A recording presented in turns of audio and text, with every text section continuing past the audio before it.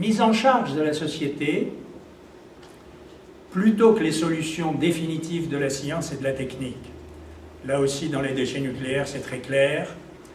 Les responsables disent on enfouit ces déchets à haute activité à vie longue, à 400 mètres sous terre, et ne craignez plus rien, ils y sont, ils y restent, c'est terminé.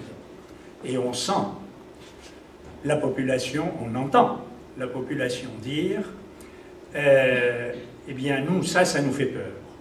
Vous avez beau nous dire qu'ils ne remonteront pas, c'est pas vrai, nous ne pensons pas. Par contre, si vous nous dites que vous mettez en charge une société correctement organisée, structurée, avec des moyens pour surveiller ça, là on accepte que vous veniez les mettre près de chez nous. Et je pourrais citer là aussi plusieurs cas comme ça. Voilà des tendances. Je ne dis rien de très précis, mais on a là un système de pression qui montre qu'effectivement cette mise en critique des projets va vers le dépassement. Maintenant, pour qu'il y ait une dialectique, il faut être deux, et pour que cette dialectique arrive à du dépassement, il faut que quelque part en face, on réponde, et que les choses se mettent en route.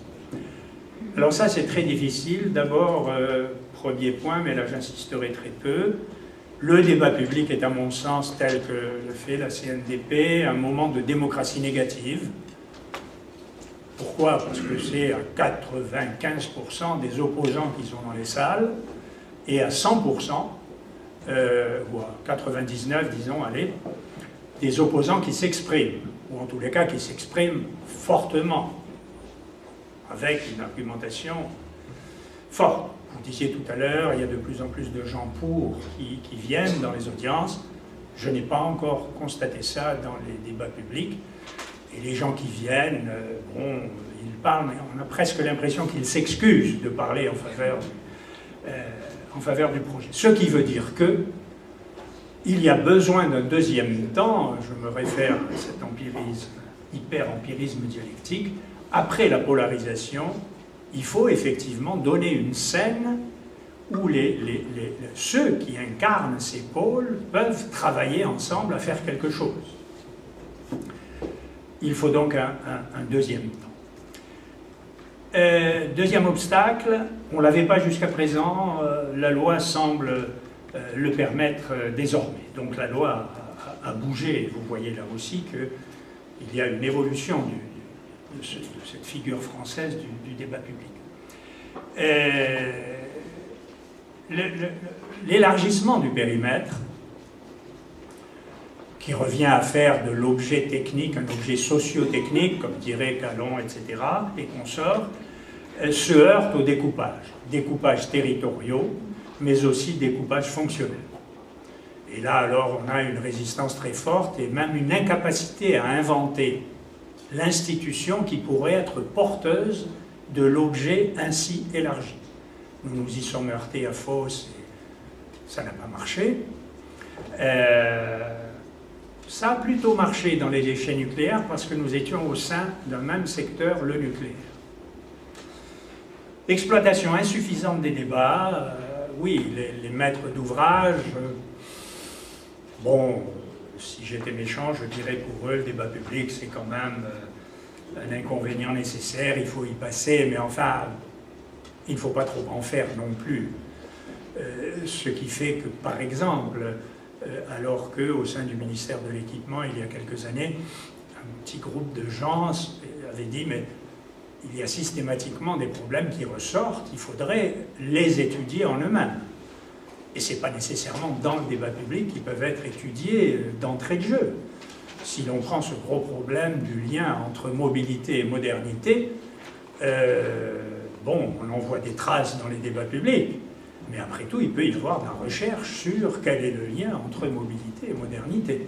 On s'y était essayé avec François Hacher et Gibelin. Ça n'a pas eu de suite.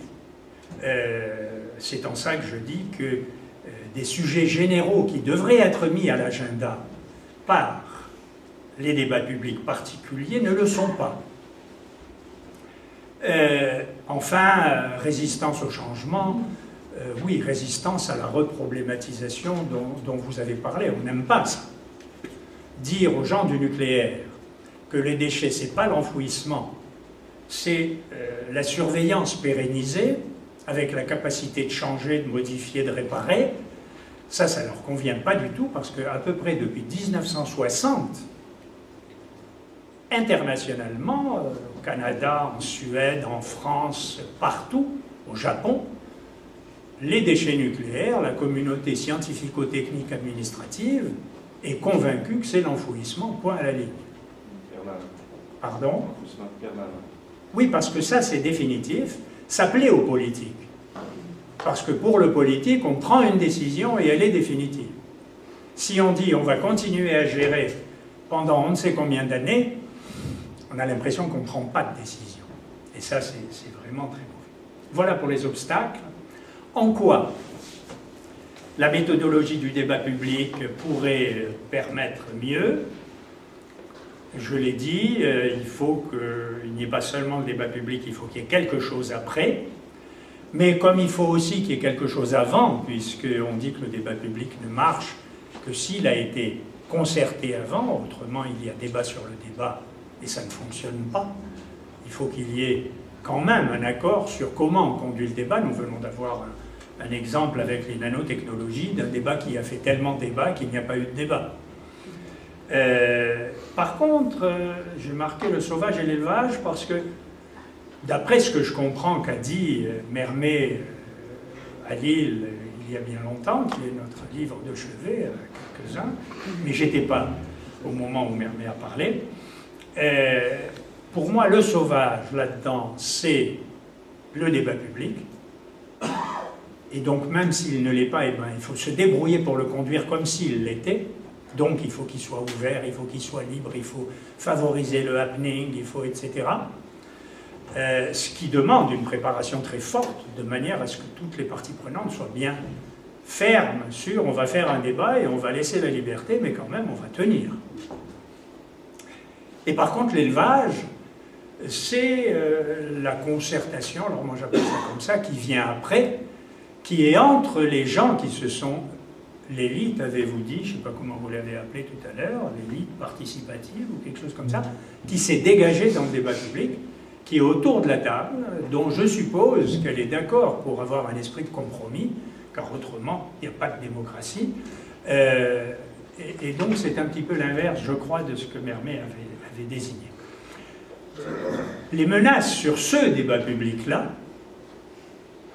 la routine, vous en avez suffisamment parlé, je n'y reviens pas. Si j'y reviens quand même un petit peu, il me semble voir, et ALB veut dire Amiens, Lille, Belgique, il me semble que c'est un cas d'école.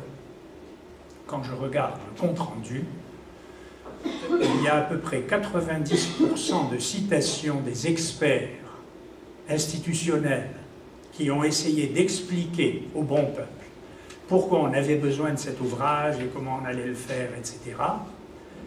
Et un petit quelque chose, je dis 10%, mais enfin peu importe, qui est la voix des associations du public qui s'est exprimée. Donc on est complètement dans la figure que Calon appelle celle de l'instruction publique.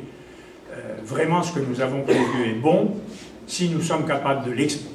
Excusez-moi.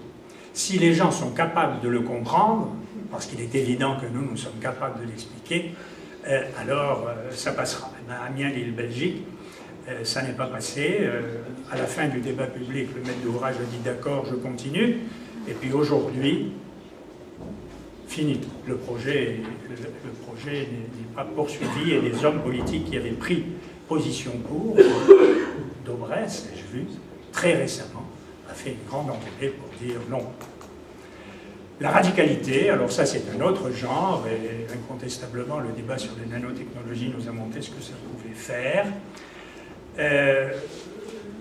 Je suis vraiment un très grand disciple de Rosan Vallon, j'aime énormément ce qu'il écrit, j'adhère à presque tout.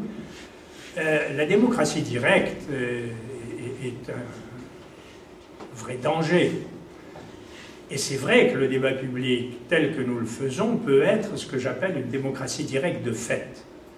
C'est ce que Bataille et Biraud, deux députés, m'avait reproché, quand j'ai commencé le débat public déchets, en disant « Vous allez faire une grande réunion, il va y avoir un grand ramdam, la télé France 3 va venir, va filmer ça, et ça y est, c'est terminé, on est contre les déchets. On est contre l'enfouissement des déchets. » Nous avons réussi à l'éviter pour les déchets, pas sûr qu'on l'ait évité pour les nanos. Là, il y a vraiment une véritable dérive possible. Quelle méthode? J'ai mis quelques points.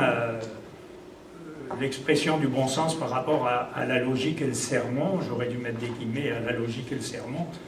J'ai emprunté ça, enfin, j'emprunte toute cette ligne à Moscovici. Donc je ne suis plus tout à fait dans la science politique qui est l'hospice sous lequel nous sommes ici. Je crois que c'est vraiment très explicatif. J'ai une toute petite conclusion. Je trouve qu'il y a encore une menace plus grande dans le débat public, c'est est-ce qu'il va vers le développement durable ou est-ce qu'il va vers la décroissance molle. Je ne suis pas nécessairement contre la décroissance choisie, vécue, assumée, jouée. Par contre, je trouve que la catastrophe, c'est ce que j'appelle là la décroissance molle, c'est-à-dire la décroissance dans laquelle on va, tout en disant qu'on va vers la croissance, ou qu'on cherche une autre croissance, mais qu'on est incapable de l'inventer et que par conséquent, suivant le principe qui en physique régit l'entropie, faute d'inventer la négantropie, on s'en va vers les états d'entropie de plus en plus élevés. C'est ce que j'appelle la décroissance molle. Elle est bien entendu d'abord faite de renoncement. Je crois déceler dans certaines administrations aujourd'hui une espèce de « bon, ben, puisqu'ils veulent ça, faisons ça. Ça leur passera, mais enfin pour le moment c'est ça. Alors allons-y, on verra bien. » Ça c'est vraiment le contraire de l'hyper-empirisme dialectique. L'hyper-empirisme dialectique, il suppose qu'il y ait deux pôles, et deux pôles actifs, volontaires, qui se creusent les méninges. Bon, voilà, j'ai tout dit. Merci.